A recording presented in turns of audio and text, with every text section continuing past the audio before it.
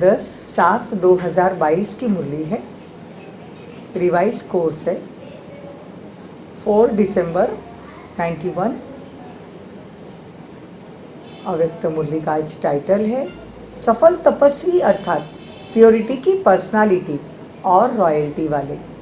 आज चारों ओर के तपस्वी बच्चों की याद प्यार बाप के पास पहुंच रही थी। कोई साकार में सम्मुख याद का रिटर्न मिलन मना रहे थे और कोई बच्चे आकारी रूप में याद और मिलन का अनुभव कर रहे थे। बाप दादा दोनों ही रूप के बच्चों को देख रहे थे। आज अमृत वेले बाप दादा बच्चों की तपस्या का प्रत्यक्ष स्वरूप देख रहे थे।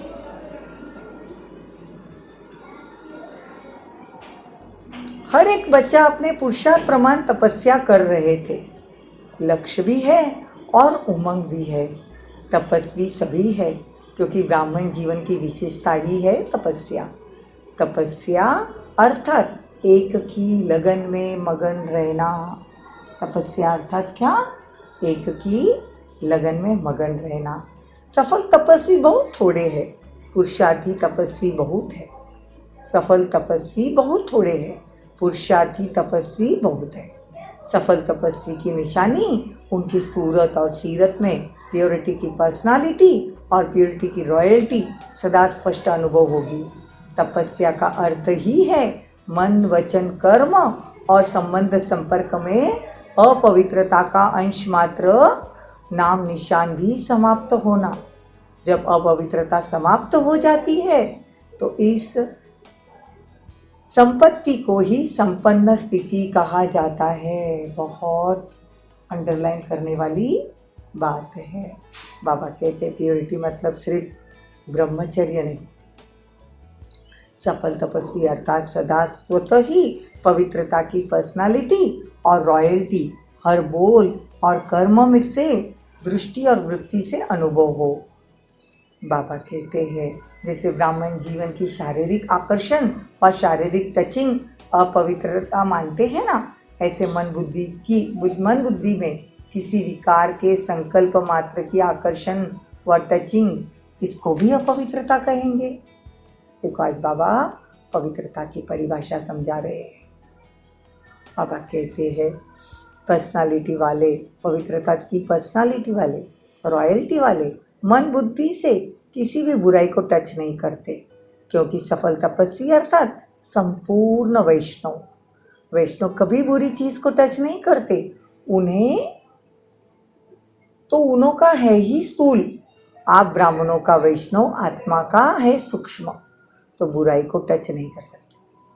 दूसरे जो वैष्णव है बाबा कहते हैं उनका स्थूल रूप में है, वो बुराई को टच नहीं करते। हमारा है सूक्ष्म में। धारणा करना अर्थात ग्रहण करना, तो ये मोटी मोटी बातें हैं, लेकिन संकल्प में भी टच नहीं करना इसको कहा जाता है सच्चे वैष्णव। सिर्फ याद के समय याद में रहना इसको तपस्या नहीं कहेंगे। तपस्या अर्थात प्योरिटी की पर्सनालिटी, रॉयल्टी का स्व भी अनुभव करना औरों को भी कराना। सफल तपस्वी अर्थात विशेष महान बनना। विशेष महान आत्माओं को देश की व विश्व की पर्सनालिटी कहते हैं। पर्सनालिटी की पवित्रता की पर्सनालिटी अर्थात कर्म में महान और विशेषता। आज बाबा पूरी बातें आज महानता, पर्सनालिटी की महानता, पर्सनालिटी की पवित्रता की पर्सनालिटी इस पे समझा रहे हैं। पर्सनालिटी अर्थात सदा स्वयं की और औरों की सेवा में सदा बिजी रहना, अर्थात अपनी एनर्जी, संकल्प, समय बात नहीं गंवाना, सफल करना, इसको कहेंगे पर्सनालिटी वाले। पर्सनालिटी वाले कभी भी छोटी बातों में मन को बिजी नहीं रखते। अपवित्रता की बातें आप श्रेष्ठ आत्माओं के आगे छोटी है क्या या बड़ी है? बाबा कहते हैं तो इसीलिए तपस्वी अर्थात ऐसी बातों को सुनते हुए भी नहीं सुनना, इसको कहा जाता है व्यर्थ को या बुराई को टच नहीं करना। सच्चे वैष्णव, संपूर्ण वैष्णव बनना। तो समझा तपस्या का अर्थ क्या है? इस विधि से अपने को चेक करो। तपस्या में तपस्या का प्रत्यक्ष स्वरूप प्योरिटी की पर्सनालिटी अनुभव करते हो।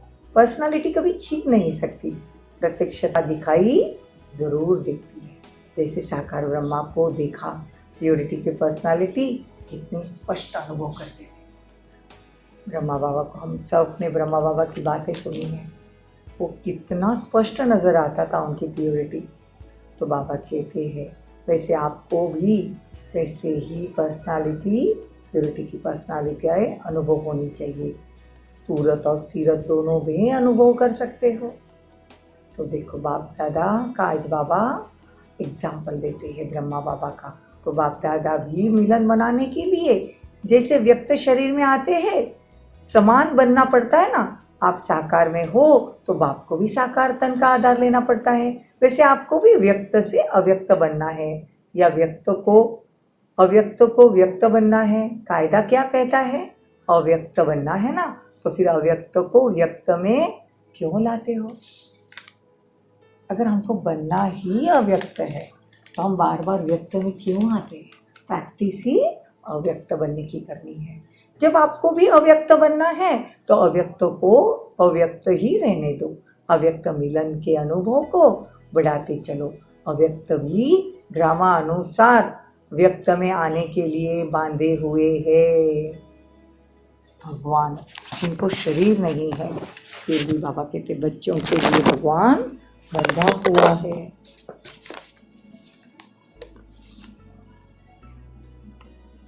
अव्यक्त मिलन का अनुभव बहुत कम काम में आने वाला है, इसलिए अनुभव को स्पष्ट और सहज करते जाओ। जो समय पर वो अव्यक्त मिलन साकार समान अनुभव हो, समझा? उस समय ऐसे नहीं कहना कि हमको तो अव्यक्त से व्यक्त में मिलने की आदत है। जैसा समय मिलन मना सकते हो वैसा मनाओ, मतलब जैसा समय वैसा मिलन मनाओ। अगर बाबा अव्यक्त हो गए हैं तो हमको भी अव्यक्त होकर बाबा से अव्यक्त मिलन मनाना है। देखो ये कब की मुरली है? 91 की मुरली है। अभी तो सच में बाबा अव्यक्त हो गए हैं, तो दोनों बाप दादा तो नीचे आते नहीं हैं, तो हमको भी अव्यक्त मिलन मनाना है। जो भी जहाँ से भी आए हो, इस समय सब मधुबन निवासी हो। आप अपने को महाराष्ट्र निवासी या उड़ीसी निवासी समझते हो, ओरिजिनल में आप मधुबन निवासी हो। अंडरलाइन। बाबा कहते हैं नष्ट मोहा स्मृति लब्धा बनना है, अभी से रिहर्सल करनी है। अच्छा, चारों ओर के सफल तपस्वी आत्माओं को सदा प्योरिटी की पर्सनालिटी में रहने वाली, सदा प्योरिटी की रॉयल्टी में रहने वाली, सदा सच्चे संपूर्ण वैष्णव आत्माएं, सदा समय प्रमाण स्वयं को परिवर्तन करने वाले विश्व परिवर्तक, ऐसे सदा योगी, सहज योगी, स्वतः योगी महान आत्माओं को बाप दादा का याद प्यार और नमस्ते। हम रूहानी बच्चों की रूहानी माता पिता बाप दादा को याद प्यार, गुड मॉर्निंग, नमस्ते, थैंक यू, बहुत बहुत शुक्रिया।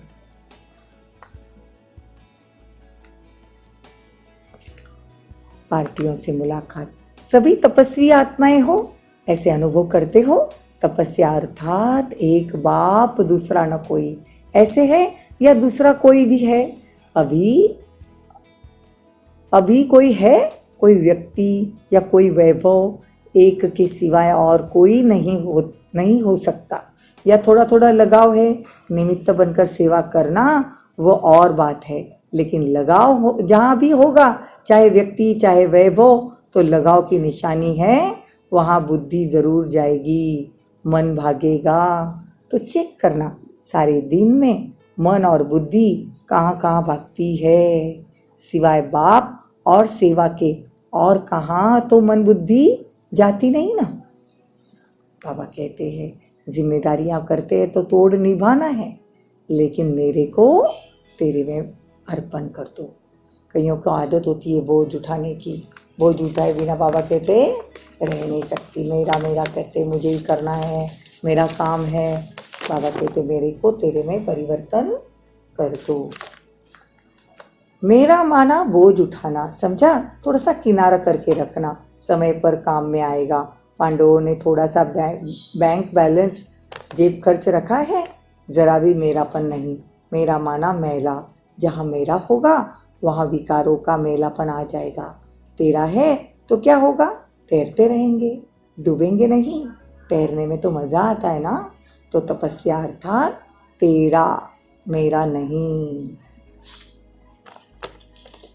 अच्छा, वरदान। सदा उत्साह में रह, निराशावादी को आशावादी बनाने वाले सच्चे सेवाधारी भव। ब्राह्मण अर्थात हर समय उत्साह भरे जीवन में उड़ने और उड़ाने वाले, उनके पास कभी निराशा आ नहीं सकती, क्योंकि उनका ऑक्यूपेशन है निराशावादी को आशावादी बनाना। यही सच्ची सेवा है। सच्चे सेवादारी का उत्साह कभी कम नहीं हो सकता। उत्साह है तो जीवन जीने का मज़ा है। जैसे शरीर में श्वास की गति यथार्थ चलती है तो अच्छी तंदुरुस्ती मानी जाती है, ऐसे ब्राह्मण जीवन अर्थात उत्साह, निराश नहीं। स्लोगन। बीती को बीती कर दो, तो बीती बातों से शिक्षा लेकर आगे के लिए सावधान रहो। ओम शांति। ओम